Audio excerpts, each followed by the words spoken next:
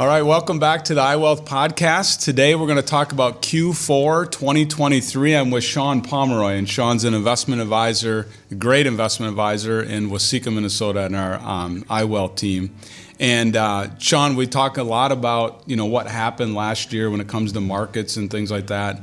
But there's so much negative press out there when you pick up the newspaper or turn on the TV that I found this list of positive things in 2023 that I hope are true. I hope I haven't been duped by AI. I did get it from a source that I think is reliable, so just take it as a grain of salt. But I want to just read through this with you because I thought it was kind of cool. So Positive things, yes, for 2023. So last year, 2.1 billion people gained access to clean drinking water.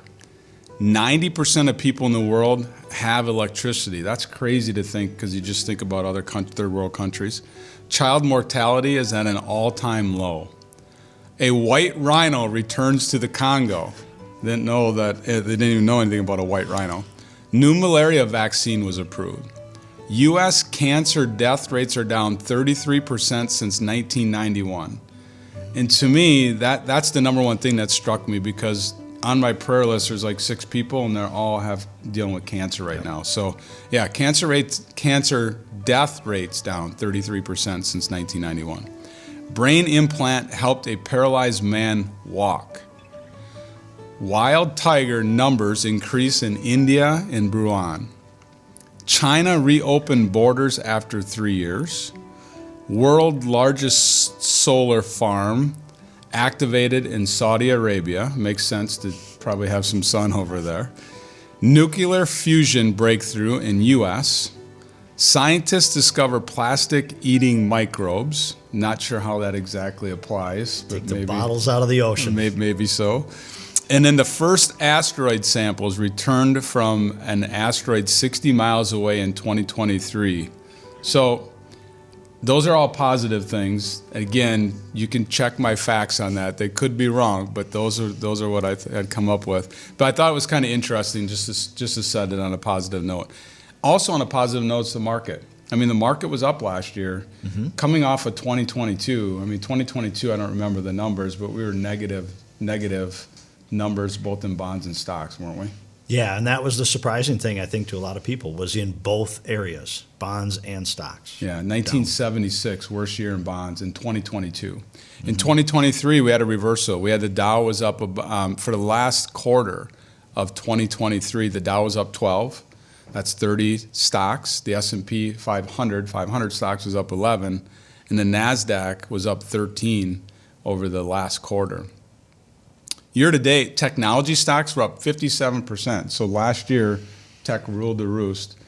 There's value stocks and there's growth stocks. How do you explain that to clients, the difference between those two? Growth, that company's plowing every resource they have, whether it's the money they make or the people they have, into expanding. Whether that's their footprint, whether that's their amount of sales, they're expanding. Value stocks, in some cases, have that connotation of that they're down, they're beat up, they're at a lower price. I look at it a little differently. I look at that as it's a continuous value. It's the everyday low price item, the thing that just kind of trucks along, pays its dividends.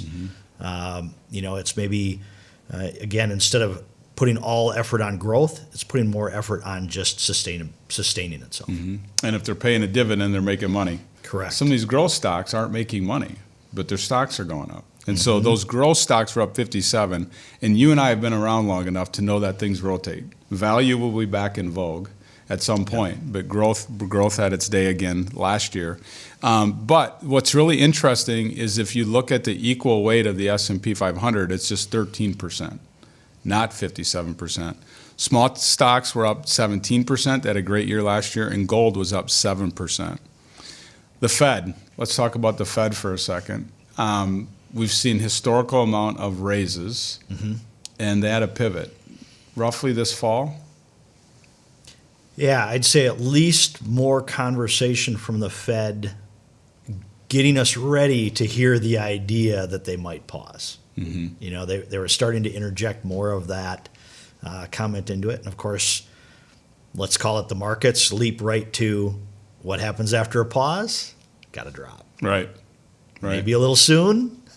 The Fed's telling us, don't count it yet. Right. We're not done yet. So, and I think somewhere around 5 to 6 rates cuts is what the market has built in for the Fed. And what do you think about that, Shawn?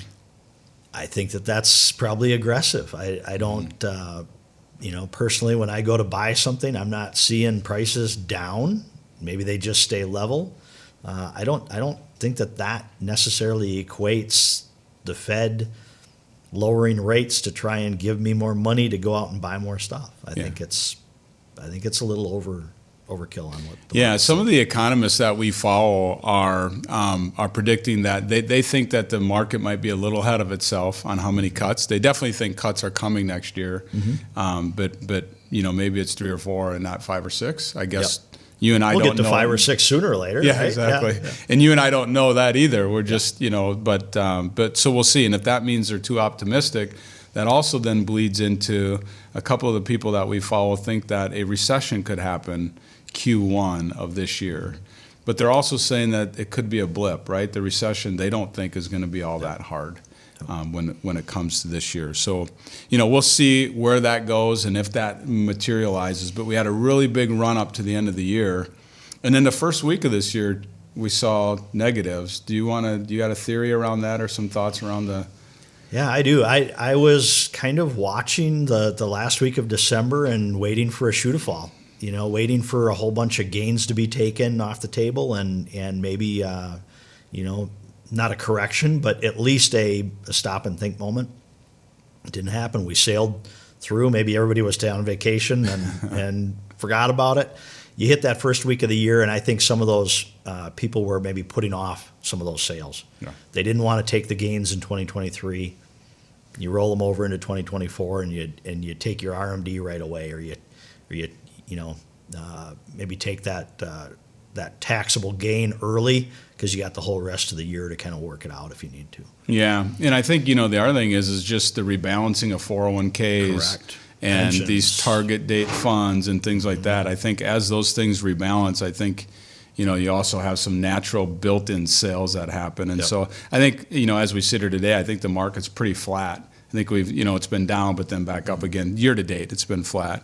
One of the biggest things that stand out, and you and I've seen these through the years too, but they're now called the Magnificent Seven. There used to be a name for like 5 tech companies. Now they're Magnificent Seven, right? So FANG, yeah, the 5. That was the 5. So now these Magnificent Seven, when you take a look at how expensive they are, so that they led a lot of the S&P return last year. Like if you take them out, the S&P was up, but it wasn't up as near as much when you take those 7 stocks out.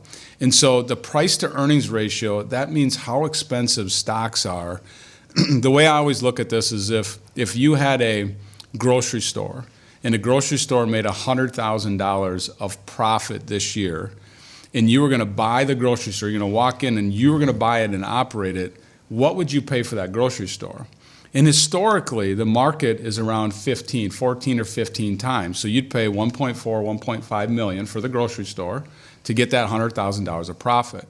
Well, the S&P 500 with the Magnificent 7, tongue twister, they're at 20. So it's a $2 million buy now to get that $100,000. And if you cut them out, the rest of the S&P 500 is at a 16, which is more in line.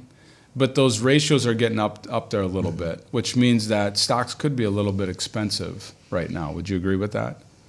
I would. Yep. Yeah. On the other hand, they've got momentum.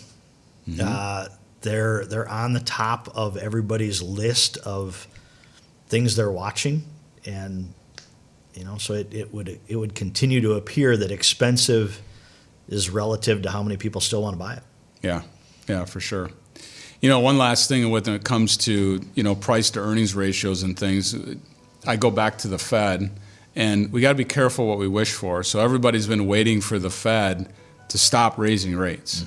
And in order to stop raising rates and start cutting, there has to be bad news. For them to take, 3, 4, 5 cuts next year, there has to be bad news, which hence maybe a recession dips in here in the first quarter and they do some cutting. So we got to be careful for what we ask for. But I think in summary, Shawn, last year was a really good year when you take a look at a diversified portfolio. And I think going forward in 2024, more than ever, diversification is going to be key. Value growth, large cap, small cap, international, domestic, those type of things. And I know that we have some great money managers that we use that help put together the portfolios as well. But I hope everybody has enjoyed and had a great Christmas and a happy holiday. And just wanted to give you some insight from Shawn and I today about where we think the market is maybe heading and how it also turned out last quarter. So any parting thoughts that you have for the clients, Shawn? Stay safe and stay well. Yeah, amen to that. So thank you guys so much. It's great to see you. If you have any questions, feel free to reach out. We're all here to help take care of you.